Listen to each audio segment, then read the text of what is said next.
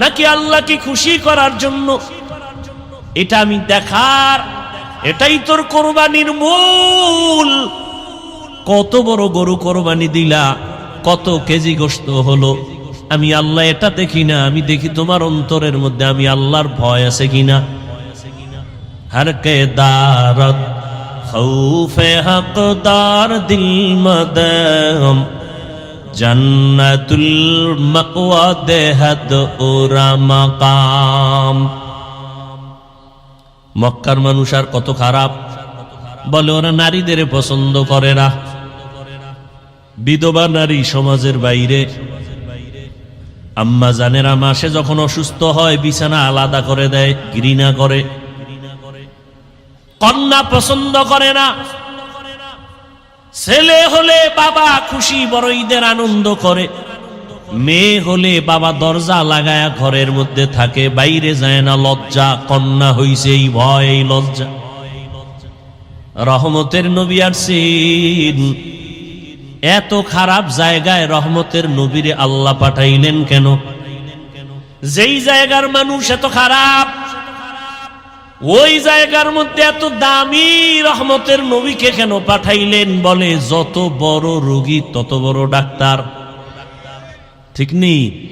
ইমামুল আউয়ালিন আল আখিরিন বহরে সদকা রহমাতাল লিল আলামিন সাইয়্যিদুল কাউনাইন খাতমুল মুরসালিন আখির আমদ বুদে ফখরুল আউয়ালিন শুধু ওজুদাস রহমাতাল লিল আলামিন মসজিদে উশুদ হামারো ये জমিন। রোগী যত বড় ডাক্তারও তত বড়। রহমতের নবী কেমন ডাক্তার? বলে শ্রেষ্ঠ ডাক্তার। শ্রেষ্ঠ ডাক্তার কাকে বলে? কয় যেই ডাক্তারের ঔষধ দেওয়ার পরে আর কোনো ডাক্তারের প্রয়োজন হয় না। রহমতের নবী এমন এক ডাক্তার। নবী আইসা এমন ঔষধ দিলেন যে ঔষধ সেবন করলে মানুষ দুনিয়াতেও লাভবান, আখিরাতেও লাভবান। অন্য কোনো ডাক্তারের ঔষধ নেওয়ার প্রয়োজন হবে না। কিন্তু এই জমিনের মধ্যে রহমতের নবীর ঔষধ বাদ দিয়া যারা আব্রাহাম লিঙ্কনের ঔষধ গণতন্ত্রে কলিজায় ঢুকাইছে, ওরা জায়গায় জায়গায় জুতার বাড়ি খাইতেছে। আসতে বলেন কেন? আব্রাহাম লিঙ্কনের আদর্শ গণতন্ত্র রহমতের নবীরটা বাদ দিয়া নিচে কপাল পুড়ে গেছে। লেনিনের আদর্শ নিচে, নবীরটা বাদ দিয়া কপাল পুড়ে গেছে। কালমার্সের আদর্শ নিয়ে নবীরটা বাদ দিছে, কপাল পুড়ে গেছে। জমিনের মধ্যে নবীর আদর্শ বাদ দিয়া ভিন্ন কোন আদর্শ যারা গ্রহণ করেছে, এরা মরার আগেই মরে গেছে। এদের ইজ্জত সম্মান সব নষ্ট হয়ে গেছে। আল্লাহর জাতের কসম, এ জমিনে একমাত্র রহমতের নবীর আদর্শ ছাড়া আর সুন্দর ভালো আদর্শ কারো মধ্যে নাই। রহমতের নবীর আদর্শ কত সুন্দর। কাউকে গালি দেওয়া যাবে না। কেউ যদি তোমাকে গালি দেয় জবাব দিও না, ধৈর্য ধারণ করো। নিজের হাতে বিচার নিও না, আসমানে ছেড়ে দাও। আসমান থেকে বিচার হবে, কঠিন বিচার, যা ফিরাইতেও পারবে না। ধৈর্য ধরে তুমি চুপ থাকো।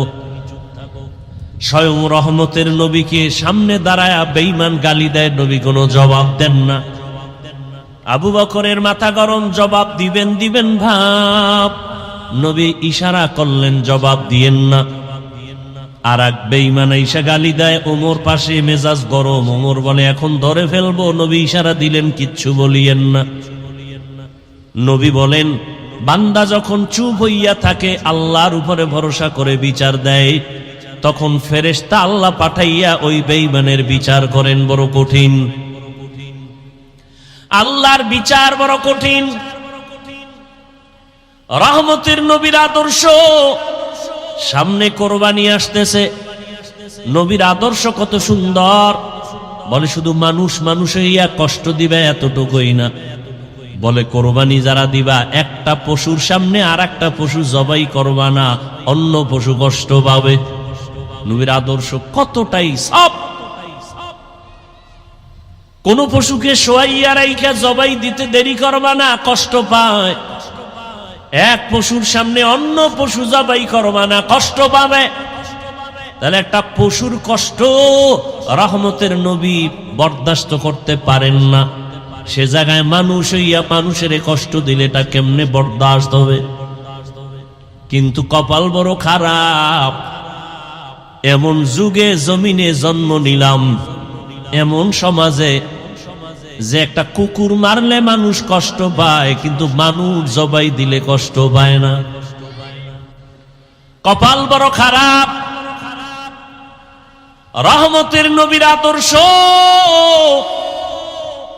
এতটাই সুন্দর, জীবনে নবী একটা মিথ্যা কথা বলেন নাই, ঘোষণা দিলেন মিথ্যা বলবা না, হারাম। নবীও বলেন নাই, কাউকে বলার অনুমতিও দেন নাই।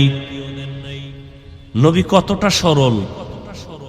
মসজিদে নববীর মধ্যে বসে আছেন, শরীরের মধ্যে একটা জামা লাগানো, হঠাৎ একটা বাচ্চা ইসা ডাক দিছে দরজার সামনে, ইয়া রাসূলুল্লাহ, আমারে আম্মু পাঠাইছে। আম্মু কি চাও? আমার আম্মু একটা জামা চাইছে, কুর্তা। নবী বললেন, আমার কাছে এক্সট্রা কুর্তা নাই, জামা নাই। বাচ্চা চলে গেল। কিছুক্ষণ পর আবার ঘুরে দিয়ে ঈশা বলেন, ও দয়ার নবী, আপনার শরীরের মধ্যে যেই জামাটা আছে আমার আম্মু সেই জামাটাই চেয়েছেন। রহমতের নবী কেমন দয়ার নবী, নিজের জামাটা খুইলা দিয়ে দিছেন, খালি বডি নিয়ে নবী বসে আছেন। আপনি দিবেন? এই নিজের খানা অন্যকে দিবেন, এই মানুষ তো জমিনে নাই, নিজের গায়েরটা খুইলা দিবে এমন কেউ নাই। রহমতের নবী নিজের গায়ের জামাটা খুইলা দিলেন, খালি গায়ে বসা। হযরত বেলাল আসছেন আযান দেওয়ার জন্য, নজর পড়ে গেল রাসূলের দিকে, শরীরে পোশাক নাই, নবীর গায়ে জামা নাই। বেলাল লজ্জায় অন্য দিকে চলে গেলেন। জিব্রাইল এসে হাজির, আয়াত দিয়া দিলেন, ও নবীকে জানায় দাও, জিব্রাইল জানায় দাও, নবী যেন এত বেশি দান করে না যাতে লজ্জা পেতে হয়, আবার এত বেশি হাতটাকে যেন মুষ্টিবদ্ধ করে রাখে না যাতে বদনাম হয়। সূরা বনী ইসরাইলে আয়াত দিয়ে আল্লাহ পাঠায়া দিলেন। রহমতের নবী কতটা আদর্শওয়ালা নবী আমার। রহমতের নবীর আদর্শ দেখে মক্কার সব বেঈমান পাগল হয়ে গেল, এর মতো ভালো একটা সন্তান নাই। দীর্ঘ 40টা বছর নবীজির আদর্শ দেখা সব কুফর, সব কাফের, সব মুশরিক মূর্তি পূজা করে। নবী কি এগো বলছে সি সি কাছে আসবা না? বলছে? কথা বলেন না কেন? আপনি কি করেন? আপনি তো মুশরিক তো দূরের কথা, কাফের তো পরে, খালি মাঝে মাঝে নামাজ ছাড়ে, এর দিকে আপনি কেন দূর দূর দূর, তুই বেনামাজি আসবি না কাছে। আমনের নামাজ কবুল হইছে গ্যারান্টি কি? এত মাস্তানি ভাব কেন? রহমতের নবী মুশরিকের বুকে লাগায়, কাফের নবী আলিঙ্গন করেন, আর তুমি মুমিন